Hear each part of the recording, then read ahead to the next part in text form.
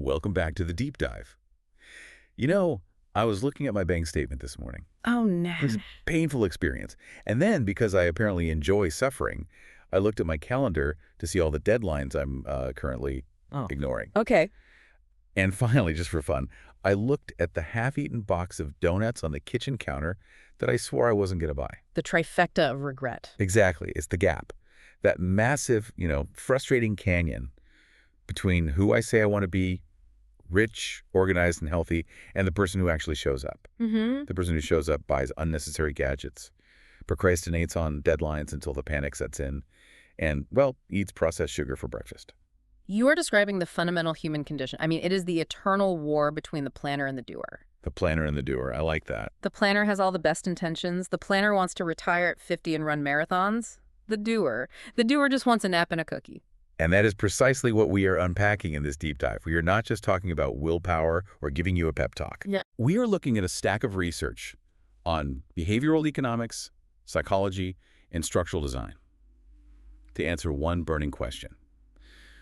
Why do we fail to do the things that are objectively good for us? And more importantly, Since we know we're going to fail, can we design systems to trick ourselves into succeeding? it is a fascinating area of study because it challenges the very idea of freedom. How so? We tend to think that having total freedom, total autonomy is the ultimate good. It's the American dream, right? No one telling you what to do. Right.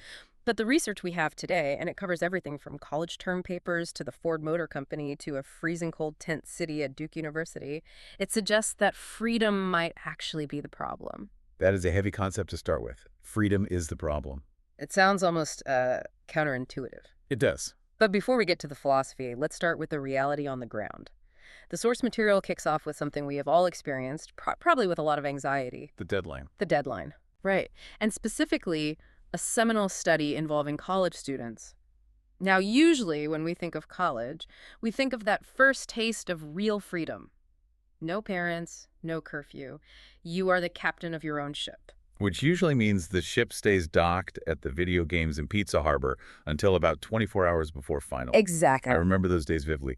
The delusion that I work better under pressure. Precisely. That delusion is exactly what the study wanted to test. So the researchers looked at how students handled term papers under different conditions. Okay. They wanted to test the effectiveness of self-imposed deadlines versus externally imposed deadlines. They essentially created 3 different worlds for these students to live in. So let's walk through them. Condition 1 is, it's the dictator. Yes. In this class, the professor acts as the classic authoritarian. He says, you have 3 papers to write this semester. Paper 1 is due October 1st. Paper 2 is due November 1st. Paper 3 is due December 1st. And that's it. No extensions, no excuses. If you miss it, you fail. The parental voice. The one we all claim to hate. The one that makes us roll our eyes and complain about how strict the system is. Exactly. It's the structure we claim we want to escape. Then you have the second group. Total freedom. Total freedom. The professor says, here are 3 papers. You just have to get them all to me by the last day of the semester. So you can do them whenever. You can turn them in early if you want, or you can dump them all on my desk at 11:59 p.m. on the final day. It's entirely up to you. The free spirit approach. Now, intuitively, if I'm a student, I want that option. Of course. I want the flexibility to manage my own time. Maybe I have a heavy workload in October, so I want to push the papers to November.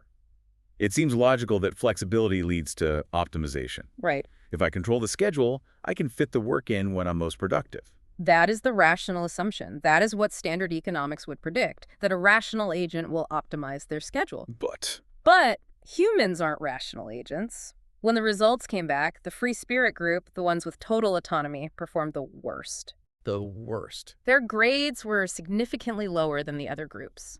Because without the external pressure, the doer we were talking about just took over. The doer procrastinated. The doer said, I have plenty of time, until suddenly they didn't. They fell victim to Parkinson's law work expands to fill the time available. Right. Except in this case, they delayed the start until the quality inevitably suffered. But the dictator group... Let me guess. They were the best. They performed the best. The class with the strictest, most inflexible rules produced the highest quality work. which is incredibly annoying to admit. It suggests that despite all our talk about autonomy and being self-starters, we actually need someone standing over us with a whip to get anything done. We need the structure forced upon us. Wow. Well, that's the extreme interpretation. But there was a third group in the study that offers a glimmer of hope. Okay. This group was given a choice. They were told, you can set your own deadlines, but once you set them, they are binding. Ah, okay, so this is the pre-commitment group. This is the middle ground. Exactly. The professor said, tell me now, at the start of the semester, when you will hand these in. If you say December 1st for all of them, fine. But if you say October 15th and you miss it, you get penalized. They were given the tool to build their own cage. A perfect way to put it. So did they use it? Did they build the cage? Most of them did. They recognized their own weakness. That's fascinating. They voluntarily set spaced-out deadlines for themselves. October, November, December. Just like the dictator class, they tried to replicate the structure of the strict professor. They acted as their own tyrant. That shows a surprising amount of self-awareness. It does. But here is the kicker. This group performed better than the free spirit group. Okay. But they still didn't perform as well as the dictator group. Wait, really? Even though they set the deadlines themselves, why the gap? Because they weren't quite strict enough. They gave themselves a little too much wiggle room. They spaced the deadlines out, but maybe not perfectly. Or they set them for dates that were convenient for the doer rather than optimal for the planner. So we're not even good at being our own dictators. It shows that while we have some self-awareness, we still underestimate our own capacity for procrastination. We think we need a little guardrail, when in reality, we need a concrete wall. So the takeaway from the classroom is, a dictator's best, but since we can't always have a dictator in real life, and we don't want to live in a police state, Right. pre-commitment is the next best thing. Correct. And this brings us to the core concept of this deep dive. How do we build dictator mechanisms into our own lives without actually living in a totalitarian state? How do we bind our future selves? Precisely. The analogy I loved from the notes was the cookie jar. It's such a simple visual, but it explains the mechanism perfectly. It's the classic Jekyll and Hyde scenario. You have the cool state and the hot state. Okay. In your cool state, say 10:00 a.m. on a Tuesday, you are rational. You are logical. You know that eating cookies at midnight is bad for you. Right. I'm thinking long term. You want to be healthy. You are looking at the long term. But you know that at 11 p.m., hot state me is going to show up. Yep. And hot state me doesn't care about cholesterol or waistlines or long-term mortality rates. Hot state me just wants sugar and wants it now. Right. And hot state you is stronger than cool state you in the moment. Always. So the cool state you has to sabotage the hot state you in advance. So what do? You lock the cookie jar and you give the key to a friend. You say, under no circumstances give this back to me until Saturday. You are restricting your future freedom to ensure your future success. We do this with money already. Right. The 401k is basically a cookie jar you can't open until you're 65. Exactly. Think about how difficult saving is if you have to manually transfer the money every month. Oh, I'd never do it. You get your paycheck, you see the balance, and you think, I'll save next month. Right now, I need new shoes. Yeah. But with a 401k, the money is gone before you even see it. It never hits your checking account. No. You have removed the choice. You have removed the need for willpower. And that is the secret, isn't it? The people who look like they have the most self-control usually aren't exerting more willpower than the rest of us. No, not at all. They aren't staring at the cookie and resisting it. They just have better systems. Yeah, claim. And never have to fight the battle because they decided the outcome in advance. That's it. Turning shoulds into musts. If you rely on willpower, you will eventually lose. The battery drains. But if you rely on a system, a pre-commitment, you can bypass willpower entirely. I like that. Yeah. But let's raise the stakes. Saving money or writing a paper is one thing. Yeah. But what about when our lives literally depend on it? Okay. Let's talk about the medical morass. Ah. This section of the source material was honestly a little confronting. This is where the gap between logic and behavior gets deadly. We are talking about preventative medicine. Okay. We all know the logic. It is infinitely cheaper and more effective to catch a disease early than to treat it late. A colonoscopy, a mammogram, a cholesterol check, these things save lives. They are the definition of rational behavior. But the process of getting them sucks. Let's be honest. It is miserable. It involves fasting, driving to a sterile clinic, sitting in a waiting room with old magazines, getting poked with needles, or worse. It's just unpleasant. The immediate cost, The pain, the anxiety, the inconvenience, the lost time is high, and the benefit... The benefit is you don't die. The benefit is not dying in 20 years. It is abstract, it is distant, it is invisible. And our brains are wired to prioritize the immediate, so we put it off. I'll make the appointment next week. I'm too busy this month. I feel fine right now. And suddenly, 5 years have passed. And that delay can be fatal. The source material proposes a thought experiment here that is both hilarious and terrifying to solve this. The health police. The health police. I visualize this immediately. It's Orwellian. It's like a scene from a sci-fi dystopia. Imagine a black van rolling up to your house at 6 a.m. Oh, God. Agents from the Ministry of Health kick down your door, drag you out of bed, throw you in the back of the van, and drive you to the clinic to get your colonoscopy. I mean, it's a nightmare. It's kidnapping. It's a complete violation of civil rights. It is. But statistically, Yeah. that kidnapping would save your life. If that system existed, cancer mortality rates would plummet. Heart disease would be caught early. We would be the healthiest society in history. But we'd be miserable. We'd be living in fear of the health van. So here is the tension. We want the result of the health police. We want the health, the longevity, but we demand the autonomy to destroy ourselves. We want the freedom to procrastinate, even if it kills us. Exactly. But the source points out, we actually do accept the health police in other areas. We wear seatbelts. We do now. But remember, when seatbelt laws were introduced, people screamed about tyranny. Right, it's my car, it's my life. The government can't tell me what to do. Now, if you get in a car and don't click it, the car literally screams at you until you do. We accepted the nudge. We accept smoking bans. We accept smoking bans. You can't smoke in a restaurant because the state decided your freedom to smoke is less important than everyone else's lungs. So we have accepted some dictates. But if we can't have the van dragging us away for checkups, how do we apply pre-commitment to medicine? Right, what's the middle ground? The source suggests a deposit system. And I have to be honest, when I read this, my immediate reaction was, no way. I am not doing that. Walk me through it. What? No way. Okay, so the idea is I need a test. The doctor says, okay, to schedule this, you need to write a check for $200 right now. This is a deposit. Right, a refundable deposit. And the rule is if I show up on time and take the test, I get the $200 back. If I procrastinate or cancel or just don't show up, the doctor keeps the money. It uses loss aversion. Psychologically, losing $200 hurts about twice as much as gaining $200 feels good. Okay. It creates an immediate painful penalty for procrastination. It balances the equation. The pain of the test is now outweighed by the pain of losing the cash. I get the logic. The math works. But emotionally, it feels like I'm betting against myself. It feels patronizing. Patronizing how? Like I'm a child who needs a timeout threat. It implies I can't be trusted to manage my own health. But aren't you, in this context, if you have been putting off a checkup for 3 years, are you acting like a rational adult? Oh. Or are you acting like a child avoiding chores?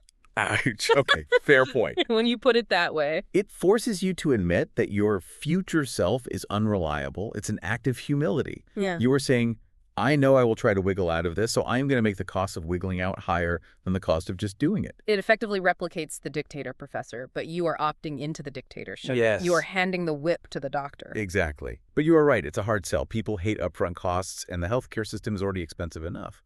However, there's another way to solve procrastination that doesn't involve money. Okay. It involves simplification. The Honda effect. This was my favorite part of the deep dive because it's a business story that is secretly a psychology story. It really is. And I love cars, so this really clicked for me. It really is a brilliant case study. So let's go back a few years. Ford Motor Company is in crisis. Their service bays are empty. Empty. They have a 40% vacancy rate in their dealerships. Which is bad for business. Terrible. Service is where dealerships make their real money. But more importantly, people were destroying the cars. Ford had built these incredible machines, but nobody was taking care of them. People were driving them until the engine seized up or the belt snapped. And Ford is confused. They're thinking, we gave the customers everything they needed. We gave them the manual. They gave them the engineer's solution. A Ford car back then had roughly 18,000 parts. 18,000. And the Ford engineers, being perfectionists, calculated the optimal lifespan for every single one. They determined that, say, the rear axle bolt needed to be inspected at exactly 3,602 miles. 3,602, not 3,600. Not 4,000, 3,602. Right, because that is when the engineering data said the probability of failure increased. And the air filter needed changing at 12,400 miles, and the transmission fluid at some other weird number. It's too much. And because they had 20 different models, they produced these massive, dense owner's manuals. I can picture it. Yeah. You open the glove box, pull out this brick of a book, try to read the maintenance schedule, and it looks like a calculus textbook. Right. If you drive in dusty conditions, divide by 2. If you tow a trailer, add 500. It's cognitive overload. It's decision fatigue. The customer looks at that manual and thinks, I don't know if I'm at 3,602 miles or not. I don't know if I drive in severe conditions. This is too hard. I'll figure it out later. And later never comes. Right. Exactly. Ford created a system that was technically perfect, but behaviorally impossible. They ignored the user interface of the human brain. And then they looked at Honda. And Honda was eating their lunch. Honda had the same problem. Their cars also had 18,000 parts. They had the same physics, the same wear and tear. So what did they do differently? But Honda realized that customers aren't engineers. They realized that complexity is the enemy of action. So they lied. They lied. That's a strong word. Well, let's say they approximated for the sake of compliance. They bundled. Bundled. They ignored the specific 3,602-mile requirement and said, you know what? We are going to create 3 buckets, 6 months or 5,000 miles, 1 year or 10,000 miles, 2 years or 25,000 miles. So even if the bolt technically needs checking at 3,600, they just shove it in the 5,000-mile bucket. Yes. They swept all those thousands of little tasks into 3 piles. And instead of a confusing manual, they put a board on the wall of the dealership. A bundle board. A bundle board. Like a fast food menu. I'll take the number 1. Exactly. You walk in, the service advisor asks, is your car at 5,000 miles? You say yes. He points to the board. Okay, that's the 5,000-mile service. It costs this much. It takes this long. Includes these 10 things. Done. It made the decision binary. Yes or no? It removed the cognitive load. It removed the excuse to procrastinate. Yeah. You didn't have to study a manual. You just had to look at your odometer. And the result? Ford swallowed their pride and copied it. They created the Works package. And almost overnight, the procrastination stopped. Wow. The service bays filled up. People started taking care of their cars. But the engineers must have hated it. Oh, the source says they were furious. They fought it tooth and nail. I can imagine. They argued it was wasteful. Why change the oil at 5,000 if it can go 7,000? Why check the belt early? This is bad engineering. But the business side and the psychology side won. Because the logic is undeniable. A slightly imperfect maintenance schedule that people actually follow is infinitely better than a chemically perfect schedule that everyone ignores. That's a great point. The engineers wanted accuracy. The business wanted compliance. Fortifying medicine. That's the dream, isn't it? That's where the source goes next. It is. Think about how we treat our bodies compared to our cars. Right now, healthcare is like the old Ford manual. You need a dental cleaning every 6 months, a physical every year, a colonoscopy every 10 years, but maybe 5 if you have a history, an eye exam every 2 years, a dermatologist check every 18 months. It's erratic. And it requires me to be the project manager of my own biology. And I am a terrible project manager. We all are. So imagine if we bundled it. Imagine if you didn't have to track all these separate appointments. Just one big appointment. Imagine you just had a body maintenance interval. Every year, on your birthday, you go in and you get the full bundle. Even if I don't technically need the eye exam yet. Doesn't matter. You're there. Do it. The efficiency of bundling outweighs the inefficiency of the individual tests. The fact that you show up is the victory. That's it. We need to stop designing for medical accuracy and start designing for human compliance. Thoreau said, simplify, simplify. In behavioral economics, simplicity isn't just aesthetic, it's functional. Complexity breeds procrastination. Simplicity drives action. That is such a powerful takeaway. We make things hard for ourselves because we want them to be perfect, and in doing so, we ensure they never happen. Exactly. All right, so we fixed our cars and our bodies. Now let's talk about the one area where self-control fails most spectacularly. Money. Of course. Specifically, the plastic rectangle in our wallets. The credit card. The ultimate distance from pain device. Explain that. Well, think about paying with cash. You have a $50 bill. You hand it over. You watch it leave your hand. You see the wallet get thinner. Right. You feel a micro pain of loss. Right, I hate breaking 100. But when you swipe a card, Mm. nothing happens. you get the card back, it doesn't feel like spending money. It feels like magic. It feels like the bank is buying it for you. And because the bill doesn't come for 30 days, the doer gets the new TV right now. And the planner gets the debt a month later. Precisely. The pain is decoupled from the pleasure. So how do we introduce friction? How do we recouple the pain? Whoa. The source mentions a home remedy called the ice glass method. I actually laughed out loud at this. It sounds like a joke, but it's real. It's a classic pre-commitment strategy. You take your credit card, you drop it in a glass of water, and you put the glass in the freezer. Literally freezing your assets. Literally. So picture the scene. You are browsing Amazon at 2 or call. You are tired. Your defenses are down. You see a gadget you want, a heated dog bed, or a new set of golf clubs. You click buy. But wait, you haven't saved your card number. You need the card. So you run to the freezer. You pull out a block of ice. You can see the card, but you can't reach it. You can't just swipe it. You can't microwave it. You'll melt the plastic or fry the magnetic strip. You have to wait. You have to sit there and watch the ice melt at room temperature. How long does that take? That takes, what, 30 minutes, 45 minutes? And in that 30 minutes, the cool state returns. Yeah, exactly. The dopamine rush of the impulse buy fades. You start thinking rationally. Do I really need a heated dog bed? I don't even have a dog. Right. By the time the card is free, you usually don't want the item anymore. It's a cooling off period, literally. It adds friction to the bad behavior.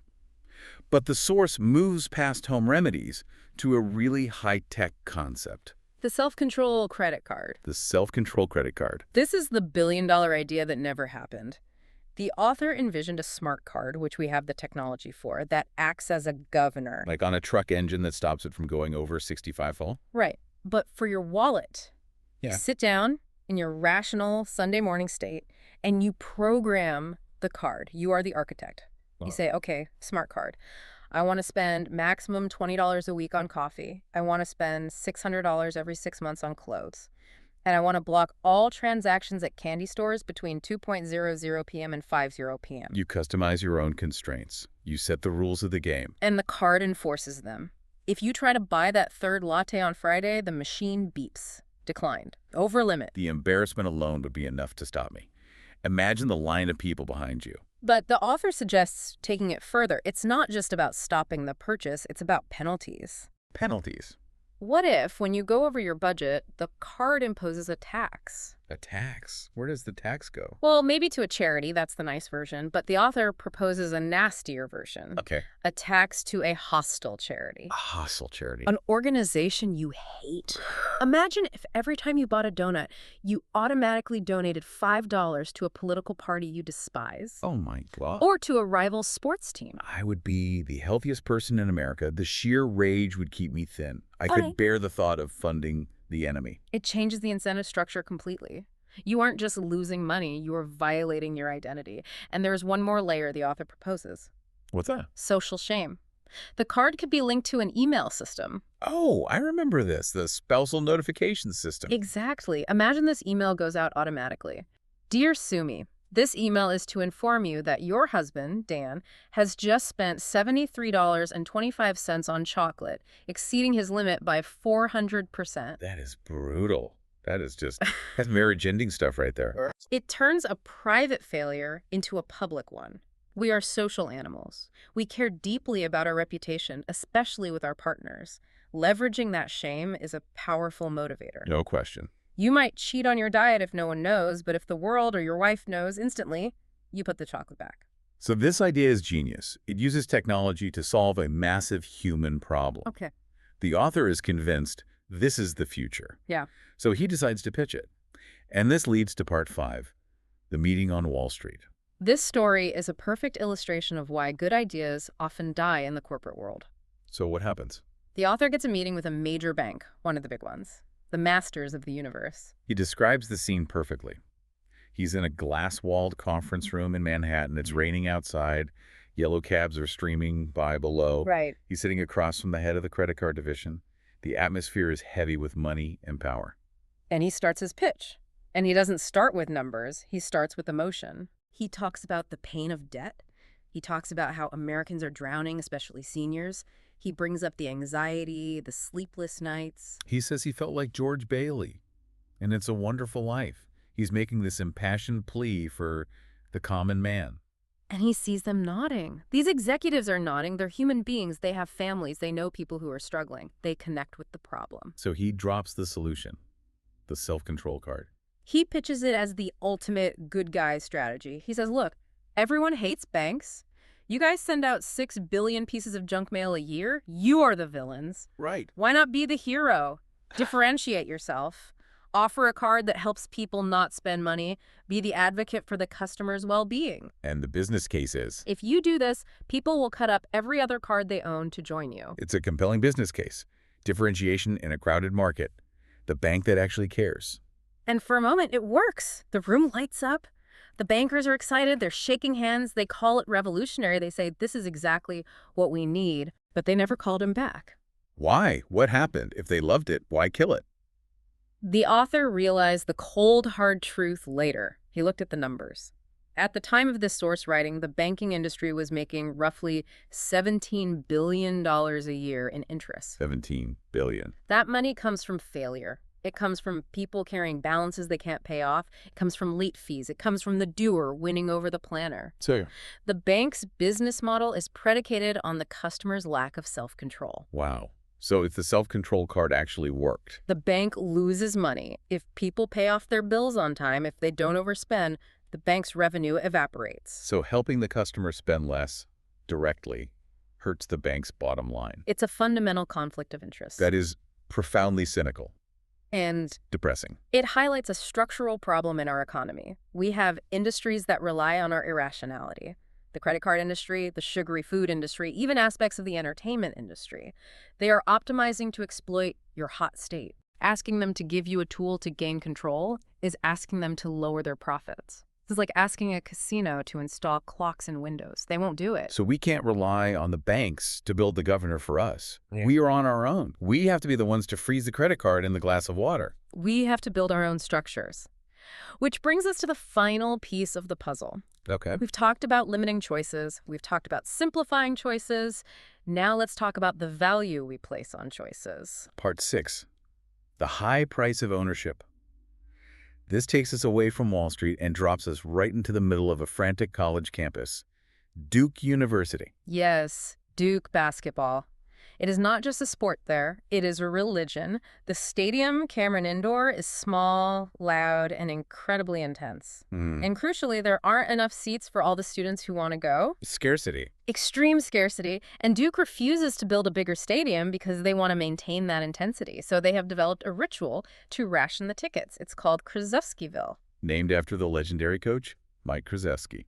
Exactly. Students pitch tents on the grass outside the stadium. They live there for weeks leading up to the big games. For weeks. Up to 10 students per tent. And it's not just camping.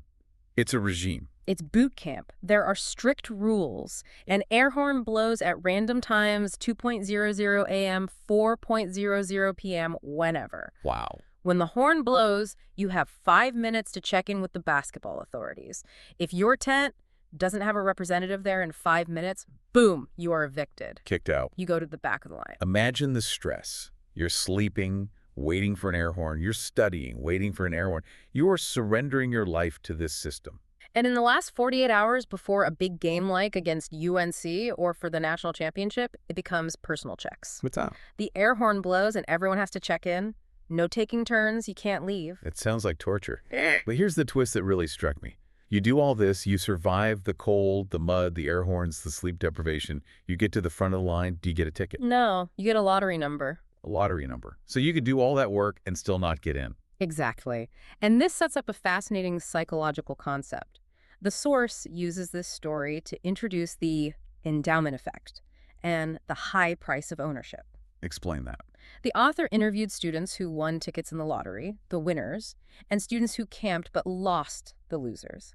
He asked the winners, how much would you sell this ticket for? Okay, what's a ticket to a huge college basketball game worth? A few $100. The average answer was about $2,400. $2,400 for a college game. They treated it like a bar of gold. They talked about the memory, the experience, the history. And the losers. The ones who camped just as hard but didn't get a ticket, how much would they pay to buy one? About $170. Whoa. That is a massive gap. Hmm. $2,400 first for $170? Why? Hmm. They are the same students, same income, same love for basketball. It's the ownership. Once you own the ticket, your perspective changes. But more importantly, the students who got the ticket felt that they earned it through their suffering. The cold, the mud, the air horns, that effort became part of the ticket's value. To sell it would be to sell their own struggle. Whereas the buyer just sees a basketball game. Exactly. And this connects back to our theme of self-control.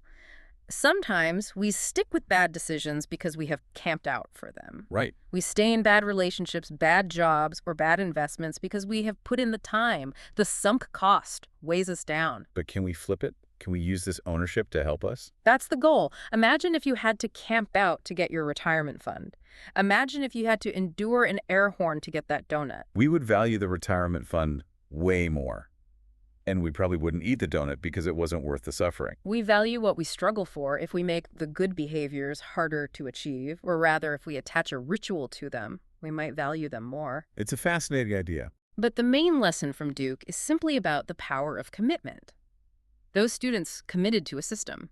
They surrendered their freedom to sleep, to shower for a goal, and in doing so, they achieved a level of intensity that is impossible otherwise. So let's bring this all together. It's been quite a journey. We've gone from the dictatorial professor to the health police van, through the Honda service bays, freezing our credit cards in ice, getting rejected by Wall Street, and finally camping out in the mud at Duke. It's a lot to process, but the synthesis is this.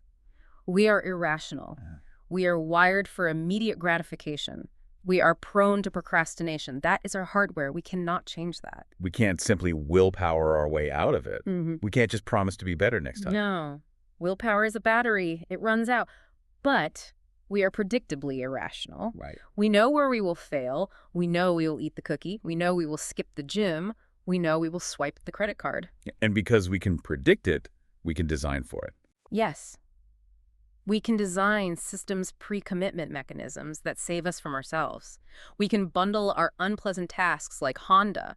We can create financial penalties like the deposit system.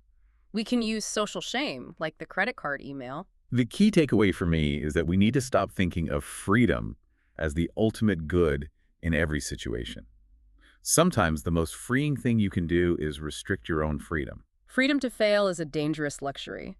By binding our future selves, we actually gain the freedom to achieve our long-term goals. Right. We become the people we want to be rather than the people we feel like being in the moment. You restrict the doer to liberate the planner. I want to leave the listener with a final thought, a provocative one. Okay. We talked about the self-control credit card, the one that stops you from buying candy and taxes you for overspending. The one the banks refuse to build. Right. But let's say a startup built it tomorrow. Hmm. Let's say they offered it to you. It's on the App Store right now. Would you sign up? That is the question. Because we all love the idea of self-control. We love reading about it. We love listening to deep dives about it. But do we actually want the restriction? Do we actually want to give up the option to be bad? It's the difference between wanting to be thin and wanting to diet. We want the result, but do we want the handcuffs? Thoreau said, simplify, simplify. Maybe we should add commit, commit. I like that. Simplify the process, commit to the action. Thanks for diving in with us today. This was a fun one. Now, if you'll excuse me, I have to go freeze my credit card. See you next time.